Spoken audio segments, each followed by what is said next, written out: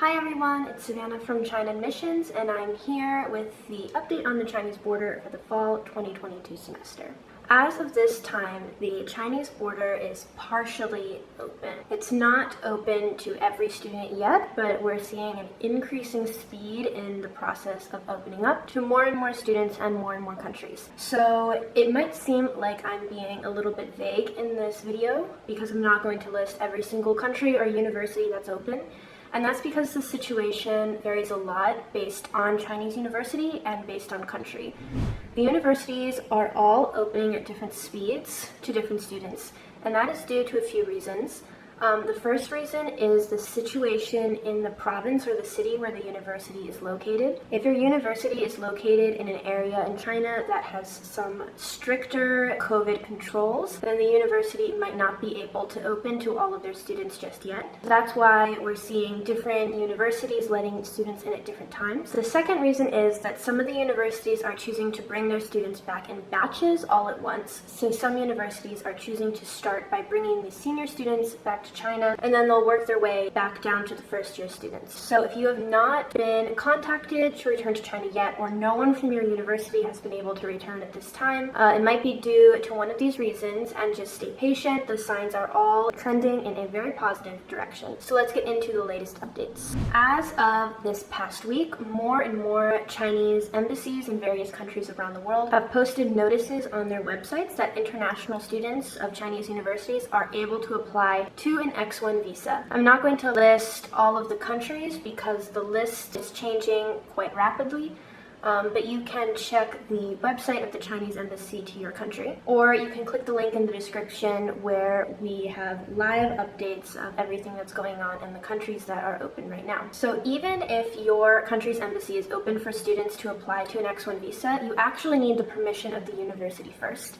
The university is the first one to say whether you can return or not, and if you don't have the university's permission, you're not going to be able to return. That's because the university needs to give you several important documents that you will need to apply for the Chinese visa. Not only the standard forms like the letter of admission and the JW-202, but also some extra forms that are needed during this special pandemic situation, including a form stating your commitment to return to China and even a letter from the university that formally invites you back. So if you do not have a Chinese X1 visa, you have to wait for the university to approve you and give you these documents. If you don't have these documents from the university, unfortunately, there's no way you can apply for a student X1 visa, even if your country is open. Now, after you have been given permission from the university, your country has officially opened to X1 visas. You have to apply and receive your visa. That process can take 1 or 2 weeks. It will depend on the local situation. And then the next step is to actually return to China. There are a few students from various countries who have already been able to return to China, and unfortunately the process is going to be very difficult for the foreseeable future because of the limited availability of flights into China. In order to continue its zero COVID policy and prevent COVID from coming into the country, China will sometimes limit flights from a certain country or even limit the amount of people that are allowed to ride on a plane into China. So depending on what city you're flying into or which country you're coming from, you might experience some limitations in the flights. It's common for people to have canceled flights. So unfortunately, this can make the timeline of returning very uncertain for students. And additionally, because there are so few flights, the cost of returning and getting a flight ticket can be very high, much higher than normal. China has pledged over the past few weeks that they're going to increase the flight capacity and the number of flights flying in and out of China. However, that's not an overnight process. So even if your embassy did open up to students recently, you're still going to have to be patient as we wait for the flights to become more and more frequent, which will drive the cost of flights down. So these are all positive signs, but it definitely is not open to pre-COVID levels yet. Another major issue that students will have to deal with returning to China is quarantine. China currently has a 7+3 quarantine policy.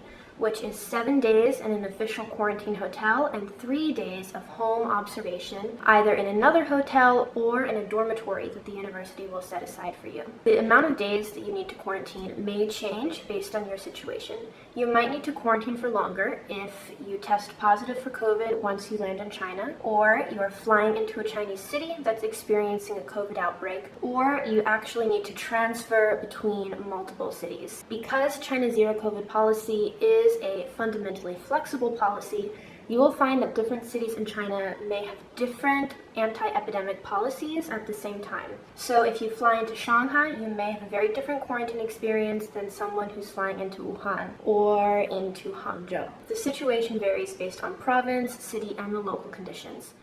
So unfortunately, I can't be very specific in this video because the situation in China is changing and adapting organically to the COVID situation. In this matter, you need to strictly follow all of China's anti-epidemic and zero COVID policies, which the university will send to you in a detailed guide once you have been approved to return to China. If you would like to see a general overview of the policies that you'll need to follow, you can click the blog link in our description. However, of course, the final authority is always the Chinese side. You need to follow closely the procedures that are given to you by the Chinese authorities at your university, embassy, and even on the airlines. And you definitely will need to be vaccinated. Getting vaccinated is a requirement for students to return to China. So make sure your vaccine has been approved by either China or the World Health Organization, and that you have the full suite of vaccinations and the booster if it is available to you. So again, just to summarize, at this stage, we are categorizing the Chinese border as partially open.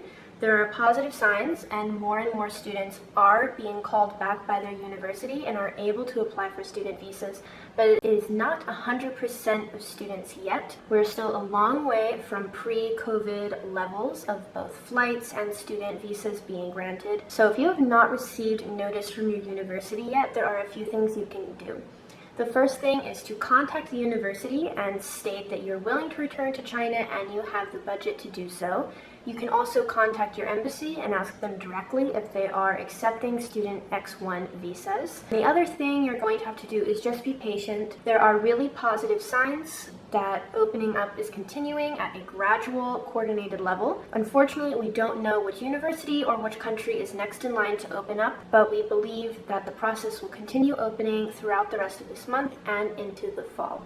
If you have any other questions about the border opening, or how to prepare for quarantine, or what to do if you want to transfer out of your Chinese university, make sure you click the link in the description. We have all the information listed there. The article is a little bit long, but that's because we are sharing with you all the information we can find so that you are as informed as possible and you know as many details as you possibly can about the status of the Chinese border and returning to China. And don't forget to follow our channel. We'll be putting out more updates on the border and more information for students of Chinese universities that will help you in your educational path.